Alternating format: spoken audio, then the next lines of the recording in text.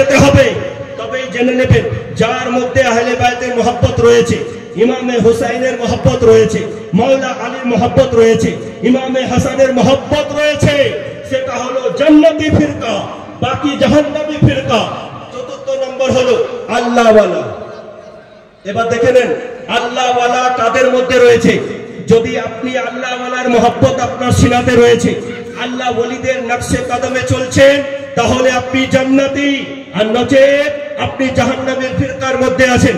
নবী আমার বলে গেলেন ফিরকা হবে, আপনি আমি আটকাতে পারবো না ভাই, ফিরকা হতেই থাকবে, কিন্তু নিজের ঈমান ও আকীদাকে আপনাকে আমাকে বাঁচানো আমাদের জন্য ফরজ ও ওয়াজিব আছে।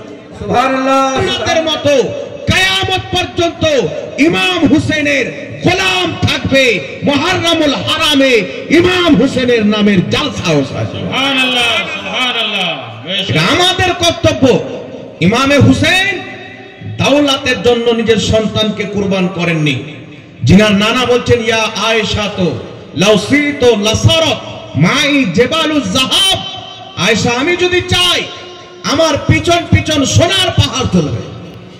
আমার নবী মুস্তাফা সাল্লাল্লাহু আলাইহি সাল্লাম হাতে কিছু রাখতেন না, কিন্তু যেটাই জবান দিয়ে বের করে দিতেন আল্লাহ সেটাই করে দিতেন। এইজন্য আলা হযরত ইমাম আহলে সুন্নাত মুজাদ্দিদে দ্বীন ও মিল্লাত ইমাম আহমদ রাজা খা ফাজিলে বরেলভী রাদিয়াল্লাহু তাআলা আনহু বলছেন वो मालिके कुल है पास कुछ रखते नहीं, वो मालिके कुल है पास कुछ रखते नहीं, दोनों जहां की नियामत है उनके खाली हाथ में। সুবহানাল্লাহ সুবহানাল্লাহ। সারা পৃথিবীর নিয়ামত আল্লাহ তাবারাক ওয়া তাআলা মুস্তাফার হাতে দিয়েছিলেন, আর এটা 40 বছর পর দেয়নি, 50 বছর পর দেননি। ইমাম জালালউদ্দিন সিউতি রাহমাতুল্লাহ আলাইহি খাসাইসুল কুবরা কিতাবের মধ্যে লিপিবদ্ধ করছেন, নবী কায়নাত সাল্লাল্লাহু আলাইহি ওয়াসাল্লাম যেই দিন জন্মগ্রহণ করেছেন, আসমান থেকে আওয়াজ দেনেওয়ালা আওয়াজ দিয়ে বলেছিলেন কাবাজা মুহাম্মাদুন আলা দুনিয়া কুল্লাহা, সারা কুল কায়নাতে মুস্তাফা জানে রহমতের কবজা হয়ে গেল। এই নবী মুস্তাফা একদিন জান্নাতি যাকে বলে দিবে, খোদা তার প্রতি জান্নাত ওয়াজিব করে দেবে। সুবহানাল্লাহ সুবহানাল্লাহ। আল্লাহু আকবার। আল্লাহ জিন্দাবাদ। আল্লাহ তাবারাক ওয়া তাআলা আমাদেরকে ওই তাকদীর ওই নসিব দান করেছেন। আজ পৃথিবীর মাটিতে ওয়াহাবি মতের লোক বেরিয়ে তারা বলতে চায় আমরা সহি আকীদার লোক। আরে যারা সহি আকীদার লোক হবে তাদের নিসবত নবী পাকের আওলাদদের সাথে থাকবে। কারবালার জমিনে রাসূল কায়নাত সাল্লাল্লাহু আলাইহি সাল্লামের পুরা ঘরানা শহীদ হয়ে গেছিলেন, কিন্তু সেই খানদানের চশম চেরাগ ইমাম যাইনুল আবেদিন অসুস্থ ছিলেন, আল্লাহ পাক তিনাকে হায়াত দিয়ে রেখেছিলেন।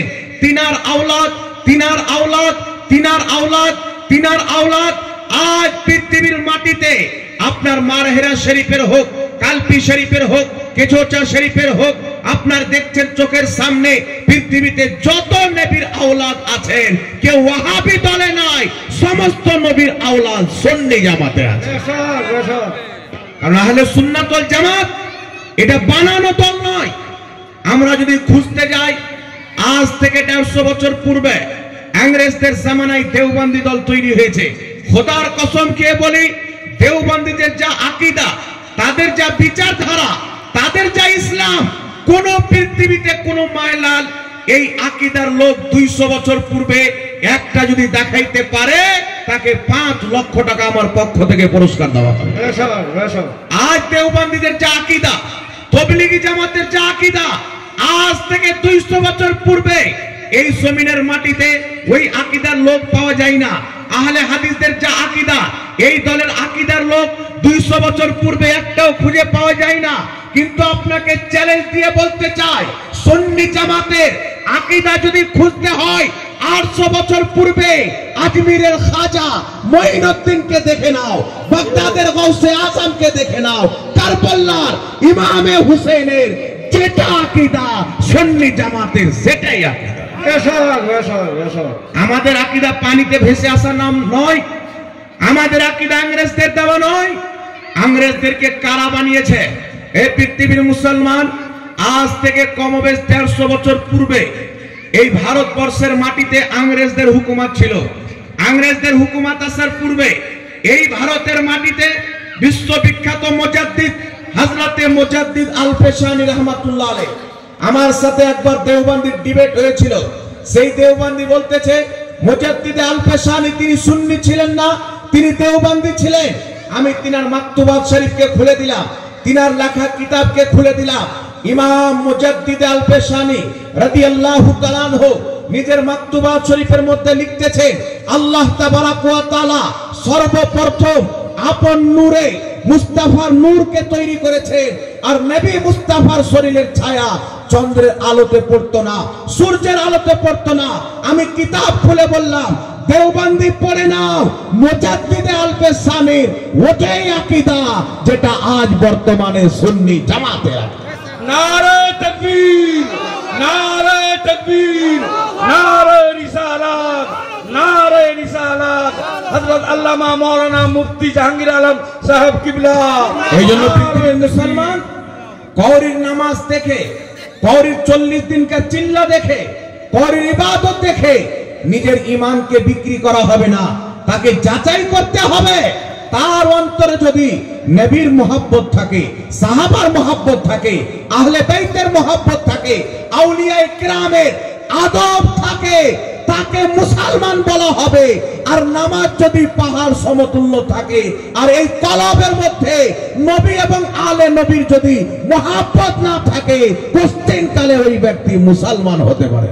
সুবহানাল্লাহ, সুবহানাল্লাহ। কারণ মুসলমান হওয়া শুধু নামাজের নাম নয়, নামাজ পড়লে মুসলমান হয়ে যাবে। আছে কোন পৃথিবীতে মায়ের লাল গোলাম আহমদ কাদিয়ানি 5 ওয়াক্তের নামাজ পড়তো, তাকে মুসলমান বলবে? আছে পৃথিবীতে কোন মায়ের লাল ইয়াজিদকে মুসলমান বলে দেখাবে? আছে পৃথিবীতে এমন কোন মৌলবি যারা বলে দিবে ইবলিস শয়তান ইমানদার ছিল? কারণ ইবলিসের নামাজ তো খুব বেশি ছিল না, মাত্র 6 কোটি বছরের ছিল।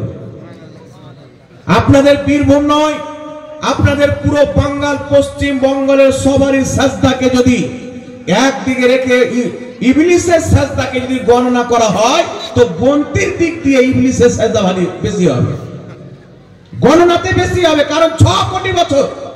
কি কারণ? 6 কোটি বছরের ইবাদত করনেওয়ালা, জান্নাতের মধ্যে থাকনেওয়ালা, ফেরেশতাদেরকে পড়ানেওয়ালা, আল্লাহর আরশের তাওয়াফ করনেওয়ালা। এমন কি ঘটে গেল, আজ তাকে শয়তান বলে জানি, আজ তাকে মারদুদ বলে জানি, আজ তাকে কাফির বলে জানি। এমন কি ঘটনা ঘটলো, যাকে আল্লাহ যার নাম আবিদ রেখেছিল, যার নাম জাহিদ রেখেছিল, যার নাম মুত্তাকি রেখেছিল, যাকে আল্লাহ তাবারাক ওয়া তাআলা মুআল্লিমুল মালায়েকা বানিয়েছিলেন, জান্নাতের মধ্যে জায়গা দিয়েছিলেন, এমন